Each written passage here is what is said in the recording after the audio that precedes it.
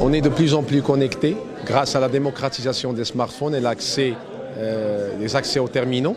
Aussi avec les opérateurs qu'ils ont fait plus de présence, même dans les zones rurales. On est plus ouvert au monde. Aussi avec Internet of Things, Internet of Mobile Pay, les réseaux sociaux, on a besoin du data et on est de plus en plus connectés. Moi, je vois plus d'avantages que des défis, car avec l'effort des opérateurs et aussi avec les prix qui nous donnent plus d'accès aux terminaux, alors je crois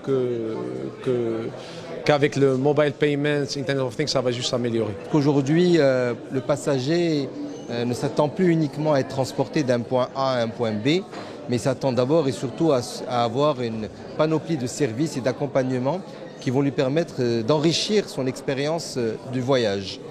Donc il y a une vraie transformation digitale qui doit se faire en rupture avec notre approche par le passé, que ce soit une approche commerciale ou marketing ou en termes de qualité de service. Et donc ce futur va venir de là. Alors il y a un certain nombre d'outils qui ont été développés, qui sont des outils innovants, que ce soit chez nous ou dans le secteur de l'aérien, qui vont permettre justement d'améliorer cette expérience et d'avoir une expérience personnalisée au maximum. Chaque passager va avoir un produit sur mesure pour lui quand il choisit une destination ou un vol particulier.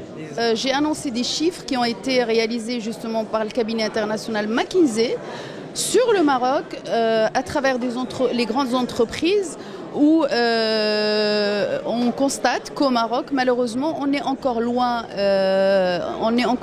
en termes c'est-à-dire la place qui doit revenir à la femme dirigeante.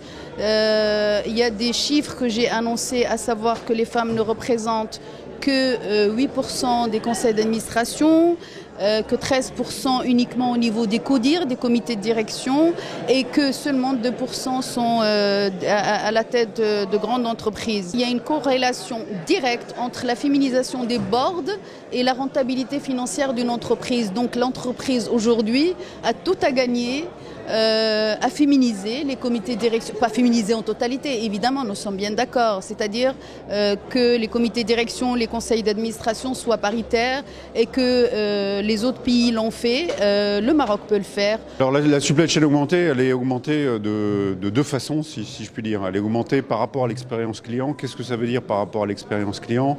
Pour être concret, c'est la capacité aujourd'hui d'une supply chain à pouvoir livrer des clients, quel que soit le canal par lequel ils achètent des produits, que ce soit le web, que ce soit physiquement, que ce soit tout autre un réseau média, quel que soit le canal, de pouvoir être livré en temps et en heure, de la façon dont le client le souhaite, dans des délais qui sont aujourd'hui souvent très courts, et également, bien sûr, de pouvoir reprendre le produit si le client n'est pas satisfait. Donc d'avoir un service qui, historiquement, n'existe pas de cette manière-là, puisque on achète, soit on vient historiquement acheter un produit dans un magasin physique, soit on peut se le faire livrer chez soi, mais là aussi, historiquement, on ne peut pas dire que la qualité de service est bonne. Donc ça, c'est l'aspect supply chain augmenté par rapport à l'expérience client. Ensuite, il y a la supply chain augmentée par rapport à la capacité, demain, que l'on a d'élargir la supply chain sur un réseau d'entreprises qui vont être des grandes entreprises, des fournisseurs, des distributeurs, des financiers, des logisticiens. Donc la capacité qu'on a de partager l'information à grande échelle, ce qui aujourd'hui existe peu, ou en tout cas reste encore très très fastidieux. I see for sure blockchain and artificial intelligence are two technology which for sure will help many different industry. In specific in my industry, which is the entertainment industry, I think we can find many innovative business model, and the business model which I invented, which is called Tata2, T-A-T-A-T-U, is actually a very good example of that, because Tata2, what we do, we are free, people sign up in our app for free, and they also get rewarded real time when they watch any content. So on top of be free, free, they also get paid when they watch. Because what we do, we share revenue with them.